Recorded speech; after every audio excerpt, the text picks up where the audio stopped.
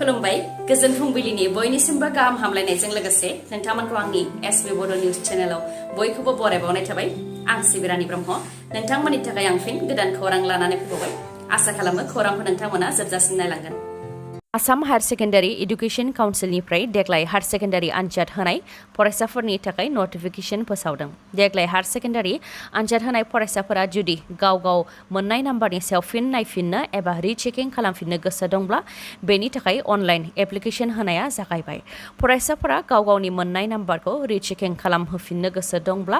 ahsec.assam.gov.in आव थांनो नांगोन आरो बेनि थाखाय होनो गोनां फिसखौबो अनलाइननि गेजेरजों जेरै debit card credit card net banking cash card UPI बायदिनिफ्राय होनो नांगोन फिननाय बिलाइखौ रिचेकिं खालामनायनि थाखाय अनलाइन एप्लिकेशन जमा आजावनाया 8 जुन 2023 निफ्रायनो जागायजेनबाय आरो 14 जुन मोनाबिलि 5 रिंगासिम थागोन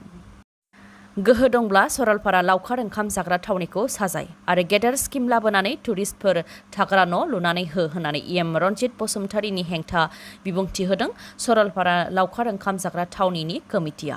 फोरमायथिनो गोनांदि क'क्राझार जिल्लायाव थानाय सरलपारा लावखार ओंखाम जाग्रा थावनियाव खुंफुं आफादानो जौ फानो बेनि थाखाय थाबैनो सरलपारा लावखार ओंखाम जाग्रा थावनिखौ बन्द खालामगोन बेनि थाखाय इसि मिटिंआव थांखि लाखानाय जाबाय होननानै EM रनजित बसुमतारी बिथाङा साननैसो सिगां बिबुंथि होदोंमोन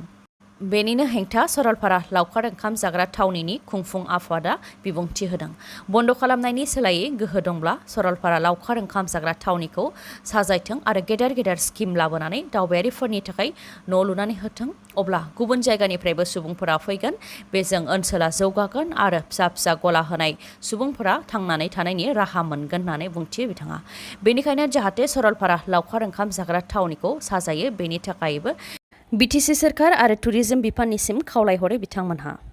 बेनि अनगायैबो 1 बोसोरनि थाखाय टेन्डार मोनखानायखौ गेजेर ससेयावनो बन्द खालामनो नागिरनायखौबो सोंथि खालामो बिथांमोनहा आरो रां बाहायनानैसो टेन्डार गावनानै लाबोदों जोंनि राङा ओरैनो नङा होननानैबो बिबुंथि होयो आरो जुदि सरलपारा लावखार ओंखाम जाग्रा थावनिखौ बन्द खालामथारनो गोसोब्ला टेन्डारनि रांखौ सुदजों लोगोसे हरफिननो नांगोन अब्लासो बन्द खालामनो हागोन होननानैबो बुंथियो कमिटिनिफ्राय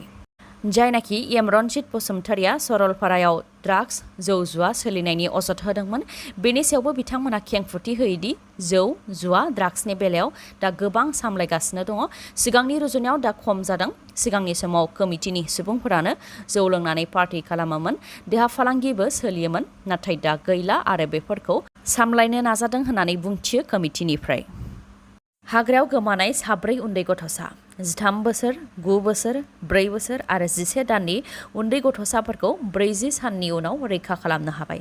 जाय हादरनिनो मोनसे गेदेर जारिमिन जानानै थासिगोन कलम्बिया हादराव जादों बे जाथाया रिपर्टनि बायदिब्ला मेगडालेना मुकुटै वेलेन्सिया आरो बिथांनि 4 फिसाफोरजों लोगोसे 2 पाइलट गासै 7 सुबुंफोरा फिसा प्लेनजों एमाजन हाग्रानि साजों थांदोंमोन नाथाय प्लेनआ क्रेश जादों जेराव बिमा आरो 2 पाइलटआ जिउ खोमानो गोनां जादों आरो उन्दै गथ'साफोरा रैखा मोननो हादों उनाव बिथांमोनहा लामा नागिरनानै जानाय आदार नागिरनानै आरो मदद नागिरनानै कलम्बियानि एमाजन हाग्रानि सिङाव हाबलांदोंमोन जेराव गोबां बिसगोनां जिबौ थानायजों लोगोसे मोसा आरो गुबुन गिथावना जिब जुनारफोरबो दंमोन प्लेनआ क्रेश जानाय लोगो लोगोनो आर्मी आरो रैखाथि हान्जाया जाथायथिलियाव नुजाथिफैदोंमोन जेराव उन्दै गथ'सानि बिमा आरो 2 पाइलटनि गोथै देहाखौल' बिथांमोनहा नुनो मोन्दोंमोन आरो उन्दै गथ'साफोरनि गोथै देहाखौ नुनो मोनिलाय उन्दै गथ'साफोरा थैयाखै बेखौ मिथिनो मोन्दोंमोन आरो उन्दै गथ'साफोरखौ रैखा खालामनो थाखाय आर्मी आरो रैखाथि हान्जाया हेलिकप्टार आरो प्लेन लानानै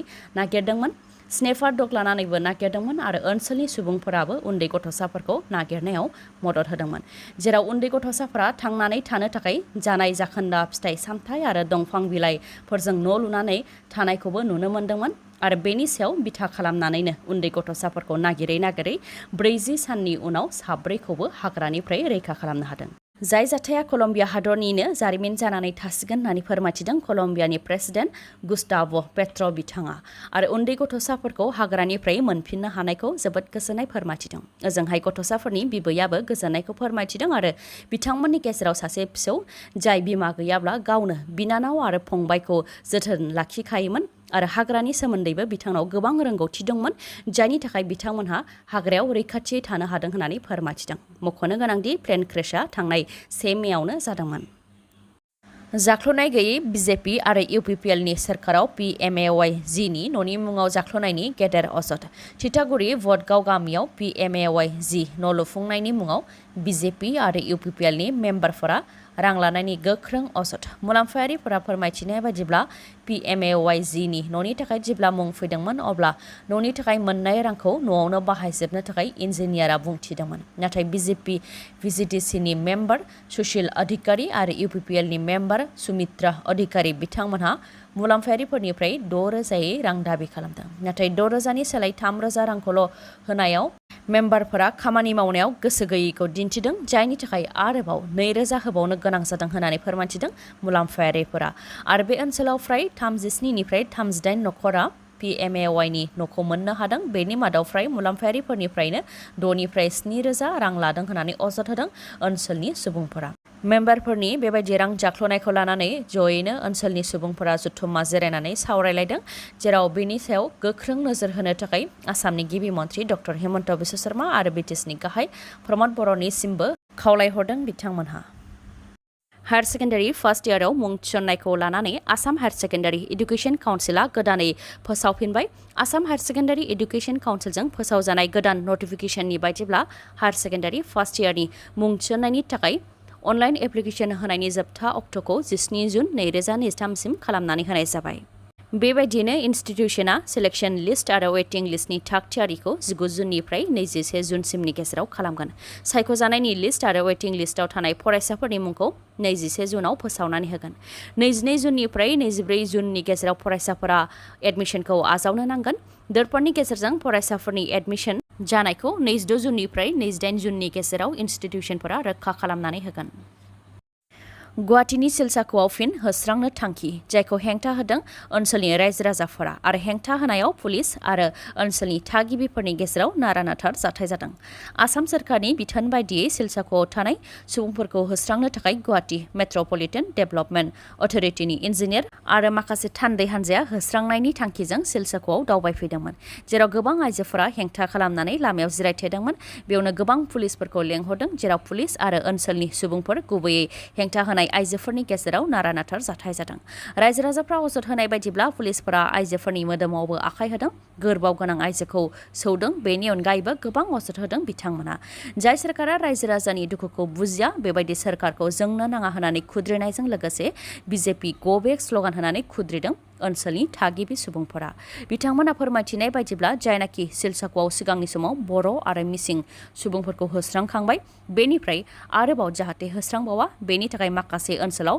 बेरा होनानै दोनदोंमोन ओनसोलनि थागिबिफोरा। नाथाय बेयावबो होस्रांनो थाखाय डक्टर हिमन्त बिश्व शर्मानि फर्सआ फैदों, जायनाखि बिथांमोनहा आसामनिनो थागिबि, बेनिखायनो बिथांमोनखौ जाहाथे होस्राङा बेनि थाखाय खावलायदोंमोन बिथांमोनहा। नाथाय सोरखारा खेराखै गुबै थागिबिफोरखौ होस्रांनानै गुबुननोसो हा राननानै होनो नागिरदों होननानै अजदबो होबावो बिथांमोनहा। जेरै सिलसाख'आव थानाय रायजो-राजाफोरखौ होस्रांदोंब्लाबो जिन्जार हटेल आरो गुबुन गुबुन कर्परेट हाउसफोरखौ होस्राङाखै होननानै फोरमायथिदों ओनसोलनि सुबुंफोरा।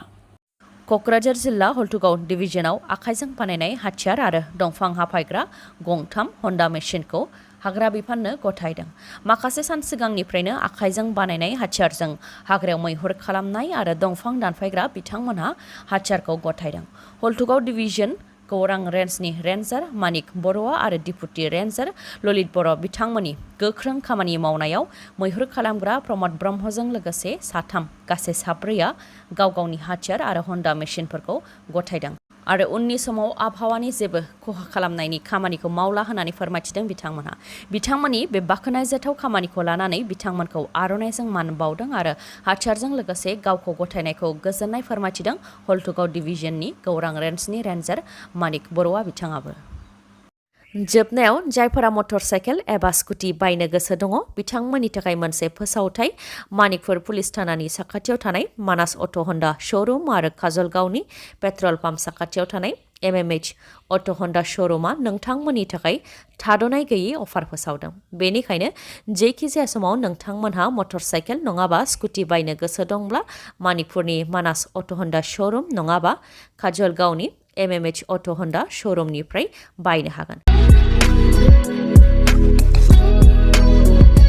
मानोना बे मोननै श'रुमनिफ्राय मटर साइकेल नङाबा स्कुटि बायोबा नोंथाङा माखासे अफार मोननो हागोन जेरै गोलोम बोथोरनि थाखाय बेसेन नाङालासे गंसे फेन बेसेन नाङालासे गंनै हेलमेट गोजाम मटर साइकेल नङाबा स्कुटिखौबो नोंथाङा सोलायनानै गोदान मटर साइकेल नङाबा स्कुटि लाबोनो हागोन बेफोरनि अनगायैबो खम डाउन पेमेन्टआवनो मटर साइकेल नङाबा स्कुटिखौ नोंथाङा मोननो हागोन मानिकपुर पुलिस थानानि साखाथियाव थानाय श'रुमनिफ्राय मटर साइकेल नङाबा स्कुटिखौ नोंथाङा बायनो लुबैयोब्ला 7006012555 नङाबा 9101272776 बे नाम्बाराव कल हरनानै सावरायहरनो हागोन नङाबा काजलगावनि श'रुमनिफ्राय बायनो गोसो दंब्ला 8011277099 नङाबा 8720957824 बे नाम्बाराव खौरां लाहरनो हागोन